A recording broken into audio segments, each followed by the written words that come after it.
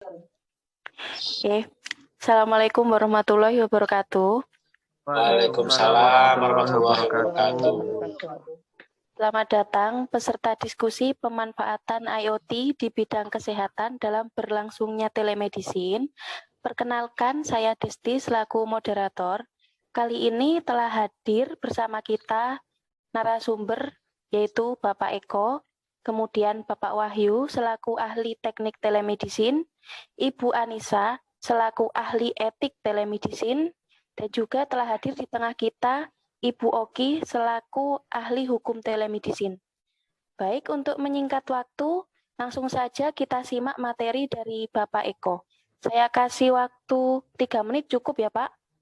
Cukup. Terima kasih Bu Desti atas kesempatannya.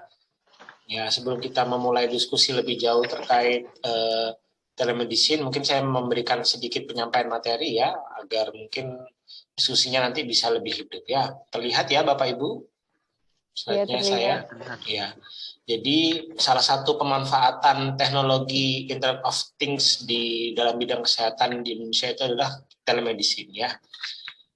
Ya, ini pesertanya, anggotanya. IoT atau Internet of Things secara umum mengacu pada skenario keterhubungan jaringan dan kemampuan computing pada suatu objek, sensor, dan setiap barang yang tidak dianggap sebagai komputer, yang memungkinkan untuk menghasilkan, bertukar informasi, dan mengkonsumsi data dengan intervensi minimal.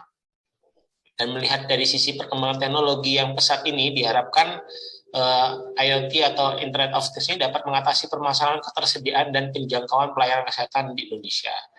Salah satu yang mungkin sekarang marak diterapkan di Indonesia, salah satu jenis dari teknologi Internet of Things itu layanan telemedicine di bidang kesehatan. Sebenarnya sejak tahun 2012 itu Kementerian Kesehatan sudah mencanangkan program telemedicine ini, namun mungkin implementasinya baru jelas terlihat dan gencar saat masa pandemi COVID ya. Meskipun gencar dilaksanakan dan nyata saat masa pandemi COVID, tapi ada beberapa tantangan mungkin yang perlu diperhatikan dalam pemanfaatan Internet of Things di bidang telemedicine-nya, yaitu kemampuan kolaborasi antar sektor dalam implementasi konsep IoT itu sendiri, legalitas, keamanan, dan keberlangsungan pelayanan kesehatan yang selama ini dianut di Indonesia.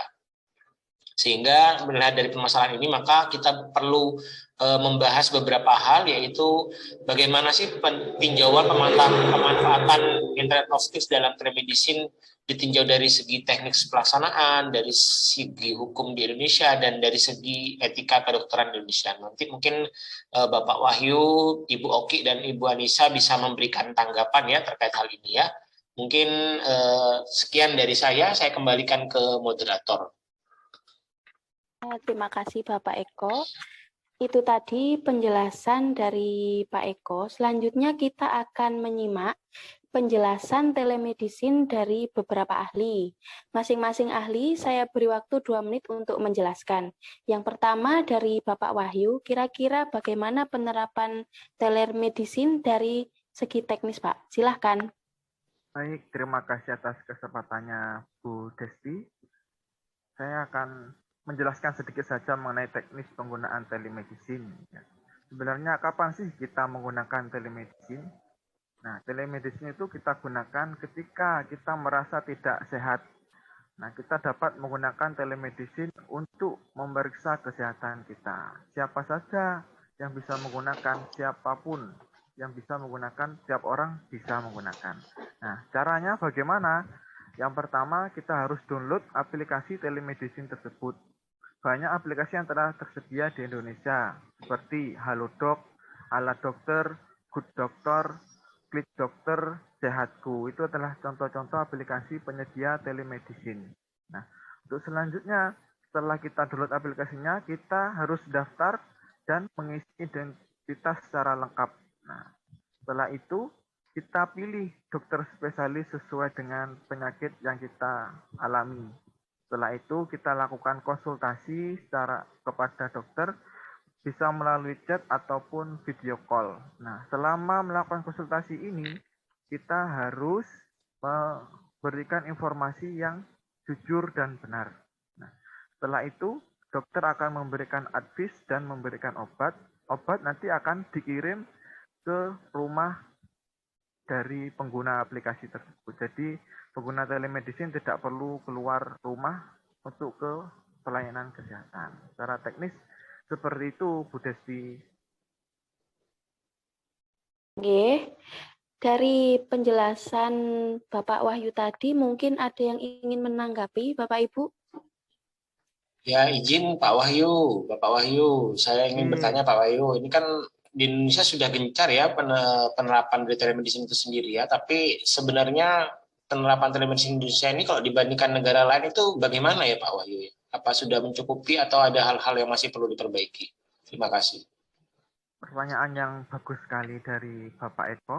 Nah, mengenai penggunaan telemedicine di Indonesia, sebenarnya penggunaan telemedicine di Indonesia ini dibandingkan dengan negara luar, kita itu sudah tertinggal terlambat 10 tahun. Nah, jadi mereka sudah 10 tahun yang lalu sudah menggunakan, kita baru menggunakan telemedicine ini untuk pelayanan kesehatan.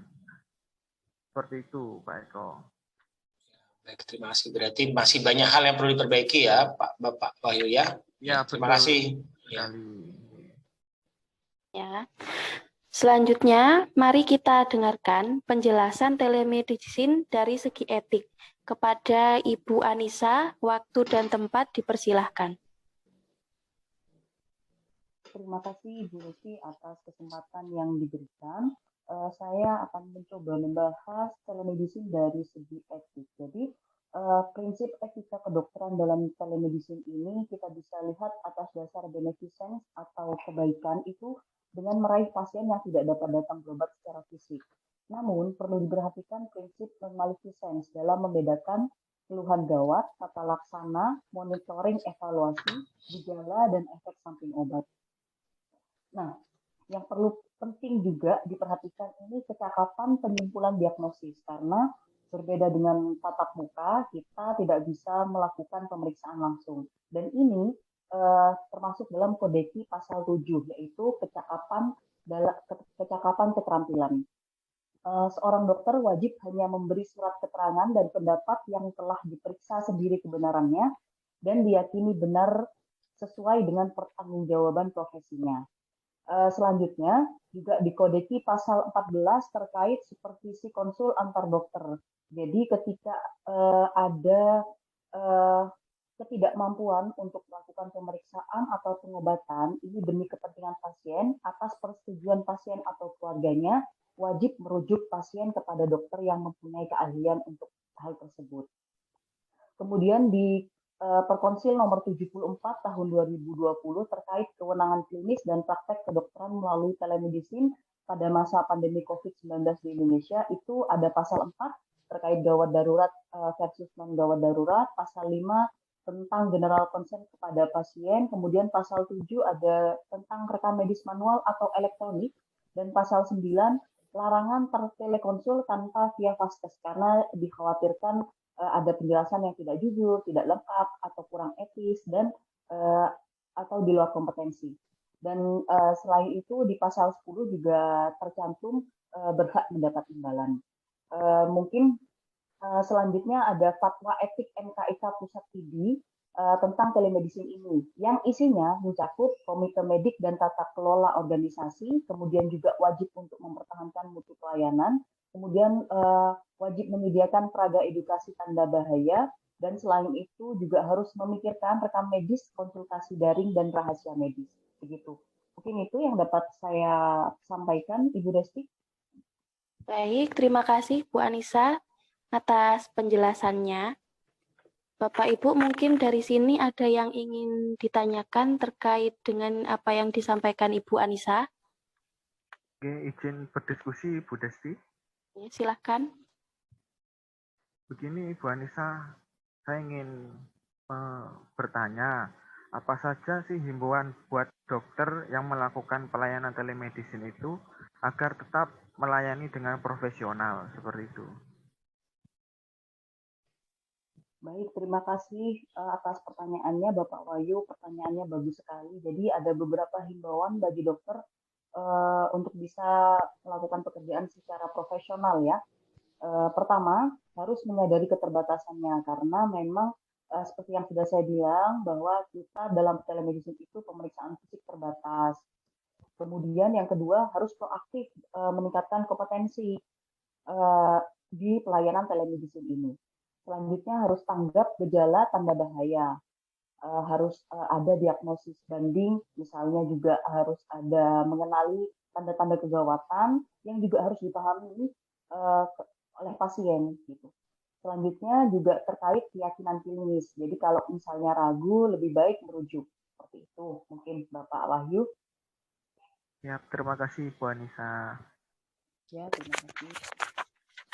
Baik, Bapak-Bapak, Ibu-Ibu, yang terakhir adalah telemedicine menurut ahli hukum telemedicine yang akan dijelaskan oleh Ibu Ogi.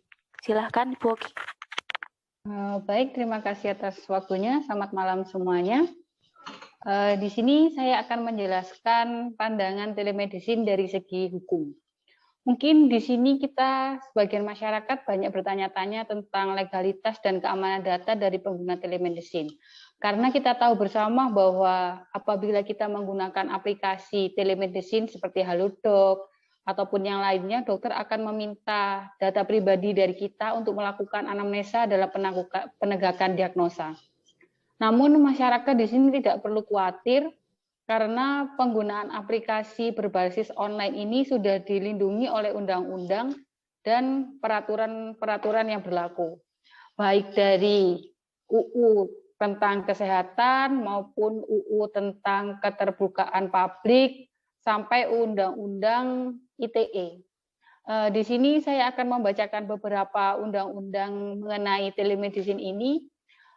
Yang pertama terdapat pada Undang-Undang Nomor 36 Tahun 2009 tentang Kesehatan, terus kemudian UU Nomor 11 Tahun 2008 tentang ITE, di mana setiap penyelenggara sistem elektronik harus menyelenggarakan sistem elektronik secara andal dan aman, serta bertanggung jawab terhadap beroperasinya sistem elektronik tersebut. Kemudian juga terdapat pada UU Nomor 14 Tahun 2008 tentang Keterbukaan Informasi Publik. Kemudian ada UU Nomor 29 Tahun 2004 tentang Praktek Kedokteran, UU Nomor 36 Tahun 2014 tentang Tenaga Kesehatan, Peraturan Presiden Nomor 82 Tahun 2012 tentang Penyelenggaraan Sistem dan Transaksi Elektronik, Peraturan Pemerintah Nomor 46 Tahun 2014 tentang Sistem Informasi Kesehatan, serta PMK Nomor 20 Tahun 2019 tentang Penyelenggaraan Telemedicine, di mana di dalam PMK ini semua tentang telemedicine, mulai dari keterbatasan pelayanan yang dapat dilayani, serta ketentuan yang ada di telemedicine diatur dalam PMK tersebut. Jadi kita sebagai masyarakat bisa menggunakan telemedicine ini dengan aman dan nyaman. Mungkin itu saja yang bisa saya sampaikan untuk malam ini, Bu Esti. Terima kasih atas waktunya. Ya, terima kasih penjelasannya, Bu Ogi. Mungkin ada yang ingin ditanyakan dari penjelasan Ibu Ogi barusan. Ibu Esti, saya izin bertanya kepada Ibu Ogi. Kalau menurut hukum, ini kira-kira hambatan telemedicine ini apa ya, Bu Ogi ya? Terima kasih. Terima kasih atas pertanyaannya, Bu Anissa. Saya akan mencoba menjawab. Dari segi hukum sendiri, praktek telemedicine ini juga mempunyai dilema. Dilemanya seperti pada UU Kesehatan Nomor 36 Tahun 2009 tentang praktek kesehatan dokter, di mana seorang dokter gigi ataupun perawat yang praktek harus mempunyai SIP atau surat izin praktek. Sedangkan di aplikasi telemedicine ini, seorang dokter dan dokter gigi tidak perlu melampirkan surat SIP. Jadi legalitasnya agak dipertanyakan. Untuk yang kedua, untuk sarana prasarana yang diberikan di telemedicine ini juga tidak menunjang diagnosa dari perawatan yang akan dilakukan. Jadi untuk kedepannya mungkin telemedicine ini akan lebih diperbaiki lagi oleh pemerintah daerah maupun pusat, di mana perlu undang-undang yang lebih fokus mengatur telemedicine ini dari tingkat paling bawah sampai paling atas. Mungkin begitu dulu, Bu Anissa. Semoga bisa membantu jawabannya. Terima kasih banyak Ibu Ogi atas penjelasannya. Saya rasa sudah clear ya diskusi kita kali ini. Dari diskusi kali ini, maka dapat ditarik kesimpulan. Yang pertama, meskipun di Indonesia sudah mempelajari seluk-beluk dan implementasi pemanfaatan IoT di bidang kesehatan lebih dari 10 tahun yang lalu, Indonesia masih terlambat dalam menyesuaikan dan pemerataan pemahaman mengenai teknologi ini. Kemudian yang kedua, cikal bakal telemedicine di Indonesia dapat dijadikan batu loncatan bagi perkembangan, peningkatan, dan pemerataan pelayanan kesehatan di Indonesia. Demikian fokus diskusi kita kali ini. Bisa saya akhiri. Kurang lebihnya mohon maaf. Wassalamualaikum warahmatullahi wabarakatuh. Waalaikumsalam warahmatullahi wabarakatuh. Terima kasih Bapak Ibu. Terima kasih. Ya, salam sehat. Ya. Bisa live ya.